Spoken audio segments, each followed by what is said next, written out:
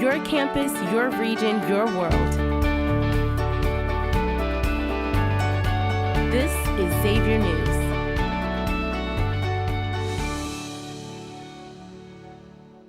Good afternoon, everyone. Today is January 17th. My name is Owen Gorsuch. And my name is Charlie Perkins. Welcome back to Xavier News. Last month, rebel forces in Syria overthrew autocratic rule of President Bashar al-Assad, whose family ruled Syria since 1971. Assad and his family fled to Russia, while the new government has been working to repair the war-torn state and then reestablish some international relations. Last week, U.S. officials issued a 6-month sanction exemption to ease the flow of humanitarian aid into Syria, while on Sunday, the EU's foreign policy chief said that European foreign ministers will meet on January 27th to discuss the lifting of sanctions in Syria. On January 7th, wildfires broke out in the Los Angeles area. Since the initial breakout, there have been a total of 6 fires that have caused damage to the area, and the biggest of these fires is the Palisades fire that has destroyed over 23,000 acres of land. There also seems to be no stop to this fire, as it has only been contained to 19%. Sources are still unclear as to how the wildfires started, and that investigation is still ongoing. These fires have displaced thousands of people from their homes and caused 24 fatalities. Fire stations from around the state, as well as surrounding states, and even international firefighters, such as from Mexico, have come to aid the Los Angeles Fire Department in their fight to diminish these fires. Our thoughts and prayers go out to everyone who has been directly affected by these fires, as well as the firefighters who risked their lives to protect them. If you would like to help those affected, you can go to the Red Cross website or text CA Wildfires to 90999 to make a donation. This Martin Luther King Day on January 20th, President-elect Donald Trump will be sworn into office with the 2025 inauguration. Donald Trump looks to rebuild the greatest economy in history, stop crime and restore safety, and protect parents' rights. Trump won the political race in 312 to 226 in the 2024 election. This comes after a recent hush money court case in which Trump was found guilty of 34 felony counts of falsifying business documents to cover up an affair. However, Trump was spared from receiving any penalties. Colorado Parks and Wildlife officers rescued a bull elk that got caught in a climbing rope. Well, looks like someone wanted to get in on all the ice climbing. Once the elk was freed, it went about its way through the canyon, free and relieved. After dismantling Green Bay Packers 22-10, the Philadelphia Eagles wide receiver A.J. Brown decided to start some light reading deep into the game. The book, titled Inner Excellence by Jim Murphy, became an overnight hottest seller on Amazon, jumping from 523,497th on the list to number 1. When asked about the rise in popularity, Murphy said, "I was not expecting that. A real gift. Inner excellence is something that the Packers should invest in during this off-season break." On December 29th, the 39th President of the United States, Jimmy Carter, passed away. His funeral service was held on January 9th and was attended by all current living presidents. Carter is the nation's longest living president, living to 100 years old before his passing. It's moments like these America comes together to grieve an impactful loss. Similarly, famous director David Lynch recently passed away just this Thursday. The director was known for such films such as Mulholland Drive, Eraserhead, and the 1984 version of Dune.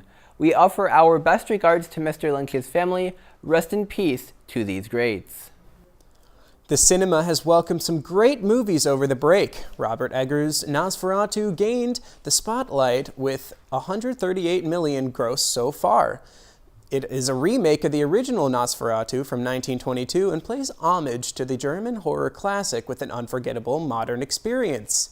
Disney's Mufasa also released over Christmas week, dominating with over $500 million in the box office. Sonic the Hedgehog 3 also released to widespread acclaim, fueled by Keanu Reeves' performance as Shadow the Hedgehog and Jim Carrey's reprisal role of Dr. Robotnik, in Sonic's next big screen adventure.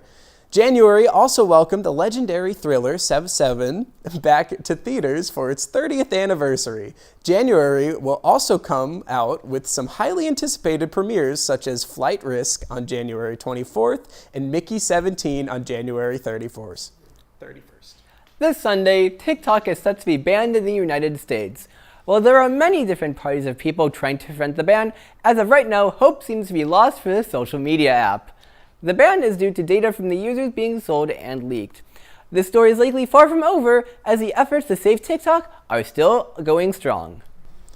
Over the break, an unfortunate incident occurred in a zoo in Uzbekistan when a zookeeper tried to interact with some of the dangerous animals being held.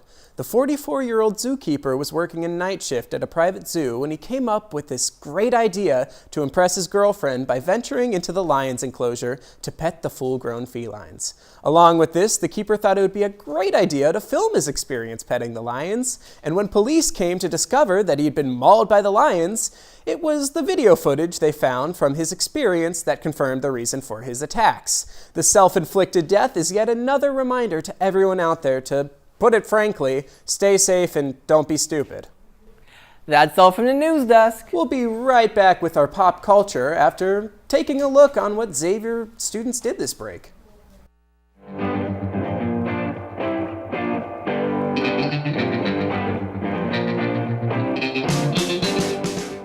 Hi, my name is Charlie, and your question of the week is, what was your favorite part about your holiday break?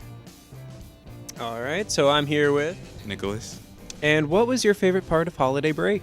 I would say my favorite part was all the food I got to eat with my family. All right. All right, I'm here with Corey. And what was your favorite part about break? Having a lot of time to spend with my friends and family. All right, thank you. All right, I'm here with May. And what was your favorite part about break? Probably getting a lot of snow. I'm from Wisconsin, so. All right, that's good. Yeah. Well, for me, my favorite part of holiday break was visiting my grandparents in Chicago. Love to see it. I really love seeing my family and watch a lot of movies. Love to hear that. I would say all the snow. It's pretty great. All right, love to hear it. All the relaxation time that I got to spend away from schoolwork and just with my family, just chilled out. All right, that's great. Thank you so much.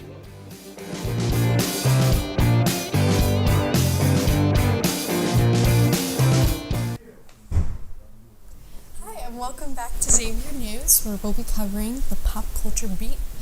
Zendaya and Tom Holland recently got engaged, which is super exciting. They've been dating for like 8 years. That's crazy. Yeah. They met filming the Spider-Man movies where they played love interests. You know, they say art imitates life. It does. Yeah. Spider-Man got his MJ. Also, in engagement news, Selena Gomez and Benny Blanco, who dated for a year, got engaged. Yeah. He popped the question, and you know, the internet kind of clowned on him a little bit, but So did Nikki Glaser. Did you see she that? did. Oh, He God, got his that was wish. Brutal.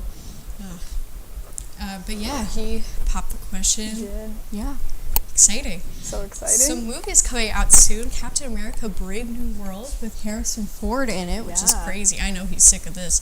Alongside Anthony Mackie as he takes up the shield to fill in Captain America's shoes. Yeah. Interesting. Yeah. Also, Mickey 17, which was mentioned earlier in the show, is coming out. Same director of Parasite. Will be starring Robert Pattinson. Yeah, he was good as Batman, so I'm Yeah. excited to see this. The new live-action Disney movie is Snow White with Rachel Zegler as the titular character, and then Gal Gadot is the evil queen. Yeah. So yeah, she has a really nice voice. She does. So talented. So talented. The Minecraft movie is also releasing this year, starring Jack Black and Jason Momoa, the live-action recreation of the Blockular open-world game. We'll see how that goes. Yeah, it could go either way. Yeah. Something that I'm not worried about being good is Wicked Part 2. Mm-hmm. It was just announced to be called Wicked for Good, which I thought was really cute. Holding space for that for sure. In sadder news, though, the Oscar nomination announcement has been delayed due to the LA fires. They have been delayed until January 23rd. However, this does not seem to be impacting the actual ceremony, which is supposed to happen March 2nd at the Dolby Theater in Hollywood. Thoughts and prayers go out to everyone in LA suffering from these fires. They're just awful. There's a lot of damage, yeah. In other news in the music world, Leangelo got a record deal. He's the brother of the Ball brothers, LaMelo and Lonzo. He has the viral song Tweaker. He signed the record deal with Def Jam and Universal Music Group. The deal could be worth $13 million, guaranteed $8 million for this. Some famous lyrics from him: "I might swerve, bend that corner, whoa." Shakespeare. It's truly Shakespeare. Poetry. Well, that's all from Who's Marrying Who's Wearing What, and the latest gossip. Thanks for tuning in. We'll be right back with Grace on weather after this short video by Ben.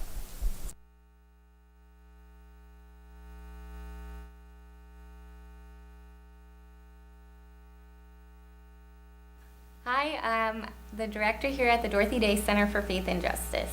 My role here in the CFJ is I am the Senior Campus Minister for Catholic Ministry. The Dorothy Day Center for Faith and Justice is the place where students can come to grow in their faith life, explore how they want to be in the world, and do service in the local community. Java with the Jesuits is this really cool opportunity where students get to stop outside of Bellarmine Chapel and enjoy coffee, donuts, conversation with various Jesuits on campus, as well as members of Catholic Ministry team. An event like this is important because it allows students to get a little pick-me-up in the morning on their way to class, especially after a break, as well as getting the chance to talk to Jesuits on campus and build relationships with students on Catholic Ministry team. Our office is the place where you can come to find community in a lot of places, especially if you want to come on Monday nights for Veg Out. That's a weekly community dinner that our staff take turns cooking. It is vegetarian, home-cooked meals. Students can come for one or all of them and hang out, get to know others, and enjoy connecting for intentional time. Another opportunity is the Magis Futures program, and so this is a once-a-month program for students who are entering the Catholic Church. All students are welcome, and they will explore different topics each session, but it is a place for those particularly trying to receive sacraments or enter the church to build community with other Catholic students. The CFJ is important to this campus because we are here to support the spiritual needs of students on campus. In my opinion, everybody has a spiritual life, whether they know it or not, and they can come to the Center for Faith and Justice with their questions, with their wonderings about their faith. And regardless of what faith denomination they practice, we would like to say we have a home for everybody in the CFJ for them to come and explore their faith, grow in relationship with God, grow in relationship with other people, and get to know themselves more in terms of their own spirituality and their prayer life as well. The CFJ is at the heart of Xavier's mission, a Jesuit Catholic institution. This is what we are about, is who our students become. And so creating opportunities for you all to explore that outside of class, whether it's growing in your faith, doing service for others, or learning about the world around you, this is what we're here for.